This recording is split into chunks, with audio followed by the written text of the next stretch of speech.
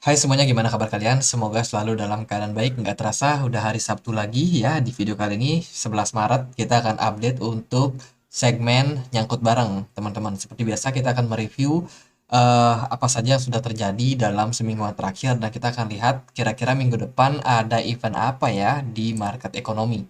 Teman-teman, kita akan mulai pembahasan dari kalender ekonomi dulu. Kita udah dapat data soal testimoni Jerome Powell di hari Selasa kemarin, tanggal 7 Maret.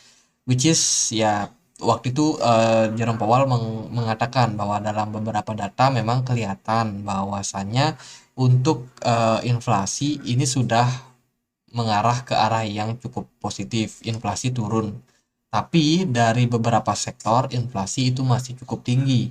Jadi di sini The Fed masih menekankan bahwa mereka masih bakalan tetap fokus sama tujuan mereka, 2% inflasi, teman-teman. Dan itu pernyataan yang cukup hawkish buat market. Kemarin sempat ya kejadian di mana kepercayaan konsumen terhadap kondisi market ini menimbulkan kekhawatiran bahwasanya The Fed sangat berpotensi untuk menaikkan suku bunga lebih agresif, yaitu 50 basis point di pertemuan FOMC tanggal 22 Maret nanti. Untuk sementara, ya ini merupakan pidato yang cukup penting. Ternyata di hari Rabu itu masih ada testimoni kedua, teman-teman. Tapi di hari Rabu ini, Jerome Powell lebih banyak menjawab pertanyaan daripada para wawancara, dan jawabannya kebanyakan mengarah kepada data ya. Lagi-lagi Jerome Powell selalu melihat data sebagai acuan dalam mengambil keputusan ke depannya. Data-data yang lain yang kita temukan adalah perubahan ketenaga kerjaan di Amerika Serikat.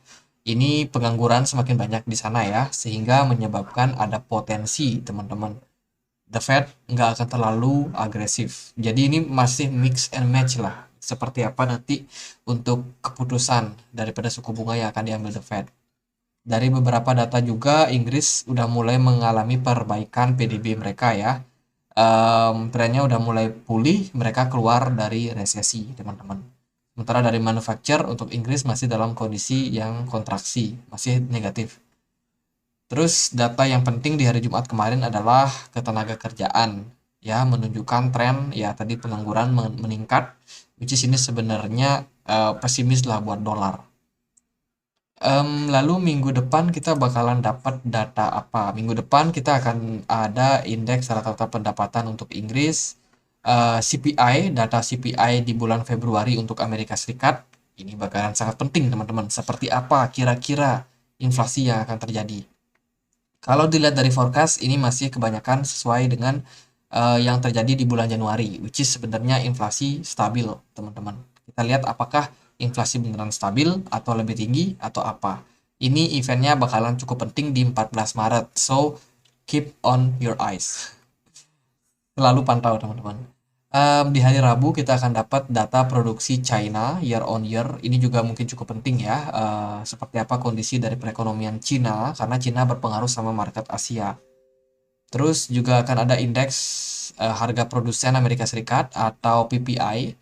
Ini juga cukup penting untuk kita melihat inflasi seperti apa nanti, dan ada izin bangunan Amerika Serikat, klaim pengangguran awal, indeks manufacture Philadelphia juga bakalan penting. Di Eropa sana juga bakalan ada keputusan tingkat inflasi juga. Ini Eropa bakalan memutuskan mau naikin suku bunga berapa persen. Sementara sih suku bunga mereka masih di 3%, masih skala jauh daripada The Fed. Dan forecastnya sih mereka akan naikin 50 basis point untuk Eropa, teman-teman. Ini bakalan sangat-sangat bisa menekan market. Ya, kita akan lihat seperti apa. Minggu depan bakalan sangat epic. Jadi, nantikan. Terus kalau kita cek dia dari perangkat monitor suku bunga The Fed, sementara ini menurut saya sih masih 50-50. Jadi 40 responden yakin bahwa 40% ya responden yakin bahwasanya The Fed mungkin akan sedikit dovish 25 basis point saja. Tapi 59% masih yakin The Fed akan sedikit hawkish 50 basis point. Yang mana yang benar? Kita nggak tahu. Kita akan lihat data-data yang kita akan temukan nanti, seperti data PPI, data inflasi CPI, itu bakalan sangat menentukan. Jadi minggu depan itu bakalan sangat penting, teman-teman, untuk kita lihat. Kalau dari berita market, khususnya Bitcoin, Mt. Gox ini mengundur ya untuk registrasinya, itu diundur 1 bulan. teman-teman, ini berarti kapan mereka bakalan rilis akan membagikan dana mereka ini tentunya diundur. Jadi mungkin ya market dump, isu apa itu bakalan sedikit berkurang sementara waktu. Dari berita yang lain ada tweet, ada apa ya? Mungkin sebuah berita dari Wu Blockchain. Elon Musk mengatakan dia terbuka untuk membeli Silicon Valley, mengubahnya menjadi bank digital. Ada kemungkinan, belum confirm, belum pasti, tapi ada kemungkinan. Sementara Silicon Valley Bank itu sudah dinyatakan bermasalah, teman-teman, dan ternyata dia punya kaitan sama beberapa company, BlockFi, Circle, dan juga Avalanche. Ini beritanya, teman-teman. Dia ada keterkaitan dengan BlockFi. Jadi kebangkrutan BlockFi ini berdampak sama yang namanya FTX, berdampak juga sama mereka sebagai pendana, ya. Karena Silicon Valley Bank ini mendanai banyak sekali perusahaan startup di Silicon Valley, yang mana notabene adalah startup teknologi. Itu beritanya terakhir dia bermasalah. Dia juga menjadi salah satu reserve, ya, dia punya reserve dalam bentuk USDC. Nah, masalahnya adalah saat ini USDC harganya sedikit turun. Dari sebelumnya 1:1 dengan US dollar, ini udah mulai turun lagi.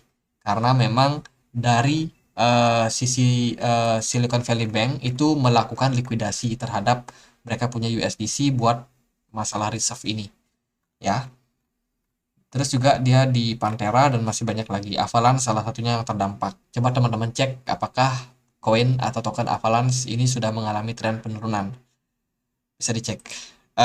Dari berita yang lain ini juga ini ya, dia punya kepemilikan sebesar 43 billion US dollar berupa USDC, stablecoin yang dimiliki oleh Silicon Valley Bank sebagai reserve.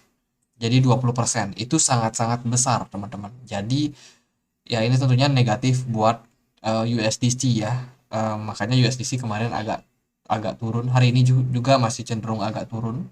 Dan beritanya juga Binance itu melakukan penundaan. Jadi nggak dikasih orang-orang ganti BUSD ke USDC karena memang masalah ini, teman-teman. Jadi itulah beberapa news di market sementara ini. So, teman-teman, kondisi market masih bener gonjang-ganjing, masih gonjang-ganjing. Bulan Maret ini mungkin menjadi bulan di mana market koreksi setelah Januari dan Februari kita naik cukup tinggi ya untuk market kripto. Jadi udah waktunya di bulan Maret, seperti yang kita sudah bahas di pembahasan kemarin, ada potensi lah bulan Maret bakalan koreksi. Karena dilihat dari bukan forecast, tapi dilihat dari riwayat sebelumnya, historis sebelumnya, bulan Maret cenderung merah. Dan sekarang udah mulai kelihatan. Indeks dolar gimana? Indeks dolar turun, teman-teman. Turun karena apa? Karena tingkat pengangguran kemarin sangat tinggi. Ya, data pengangguran Amerika Serikat sangat tinggi. Kenapa ini bisa menyebabkan dolar turun?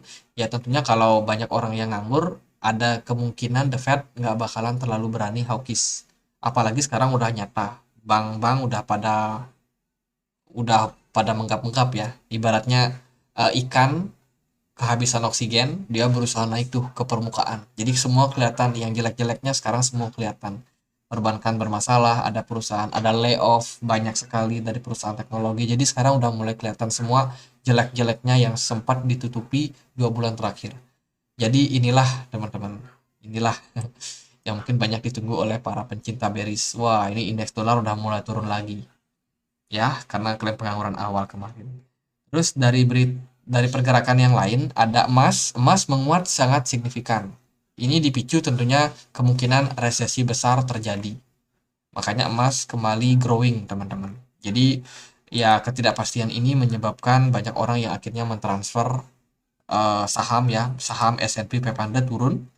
Mereka banyak yang pindah ke emas. Emas sekarang yang lagi growing karena memang ada potensi krisis terjadi di mana emas menjadi reserve yang cukup penting. Emas ini memang gitu ya, ketika dunia krisis, emas bakalan naik, teman-teman. Itu biasanya seperti itu. Dari energi, oil agak sedikit naik. Sementara dari kripto, Bitcoin, ya Bitcoin masih cenderung agak struggle ya. Sementara Bitcoin drop kemarin, dia udah keluar dari ascending channel. Teman-teman, sekarang dia posisinya sedang terkoreksi. Dan posisi koreksinya ini agak dalam ya. Setelah sebelumnya bertahan di 22.300-an something, sempat turun sampai 19.800, 19.600. Sekarang udah sedikit naik lagi ke 20.200-an. Kalau kita lihat di time frame weekly, ini kita bahas di time frame weekly, posisi pergerakan Bitcoin saat ini udah menunjukkan pola yang lebih jelas. Dia ada reject di level EMA 200. Level yang sangat kita wanti-wanti di video kemarin, ya, di segmen nyangkut barang tentunya. Itu udah kita wanti-wanti bahwa ada potensi teman-teman Bitcoin kena reject. At the end, terbukti. Ya, sekarang target kalau menurut saya Bitcoin bisa ke 18.500. Mungkin ini akan dicapai tentunya setelah kita melihat data-data ekonomi seperti ya data inflasi ya seperti apa di Amerika Serikat di minggu depan nanti. Kayaknya sih masih berpotensi buat bearish sampai level tersebut 18.500. Tapi ya kita lihatlah seperti apa datanya karena data yang menentukan ya kemana market. Sementara dari weekly jelek ya, jelek sekali. Bitcoin koreksi. Tapi ya seperti yang beberapa video terakhir yang saya bikin di segmen analisa pagi, saya udah ambil barang, saya cicil barang belakangan teman-teman. Saya juga post di channel Telegram kita ya, di sini Andre Greenstone Channel. Ini aku sudah post bahwa aku bilang aku mulai lakukan akumulasi. Mungkin teman-teman ada yang cek, ada yang follow juga di sana. Itu aku udah bilang aku udah akan mulai akumulasi cicil beli teman-teman sampai Bitcoin di harga 15.000 pun aku siap buat cicil karena cicilnya juga nggak banyak, nggak all in ya, jadi bener-bener bertahap lah, bertahap. Ini kesempatan buat akumulasi kalau menurut saya. Jadi di time frame weekly jelek, masih ada potensi turun ke 18.500. Kalau bisa turun ke harga tersebut, good news bagi yang belum sempat serok barang murah. Terus dari time frame daily ya sementara posisinya juga masih cukup jelek. Setelah kemarin kita closing agak baik ya, bikin hammer. Tapi ternyata di perdagangan hari ini seller masih cukup mendominasi. Jadi dengan ini kita bisa bilang bahwa ada potensi Bitcoin masih bisa untuk drop turun ke bawah teman-teman. Kita juga membuka potensi pergerakan Bitcoin waktu ini membentuk yang namanya double top dengan posisi resistance atau support yang kita bisa pantau yaitu di kisaran 21.500. 21.500 sudah di breakdown, maka target penurunannya itu kurang lebih di 18.500. So kita cukup yakin level tersebut bakalan dicapai Bitcoin ke depannya. Itu tempat buat kita akumulasi lagi, teman-teman. Jadi di time frame daily seperti itu. Di time frame 4 jam support pergerakannya kayaknya ada sedikit retrace ya. Tadi pagi kita juga sudah sempat bahas juga. Sementara waktu mulai ada tanda retrace sesaat. Sepertinya akan ada kesempatan sedikit menguat di weekend ini. Ya, terbukti Bitcoin sedikit naik kemarin setelah dia drop di 29.600, sedikit naik ke 20.800, tapi sekarang udah mulai reject lagi dan sepertinya bakalan lanjut turun, teman-teman. Jadi, itu buat outlook market. Saham gimana? Saham Indonesia. Ya, masih bearish lah, teman-teman. Sementara ya market masih gonjang-ganjing, masih ada kemungkinan ada Fed hawkish, jadi ya siap-siap aja. Jadi gitu aja buat segmen analisa ataupun nyangkut barang ini. Semoga bisa bermanfaat. Kita nantikan update analisa nyangkut barang ke depannya di minggu depan, teman-teman. Hari Sabtu juga. Itu aja, sekian aja akhir kata saya Andre. Terima kasih.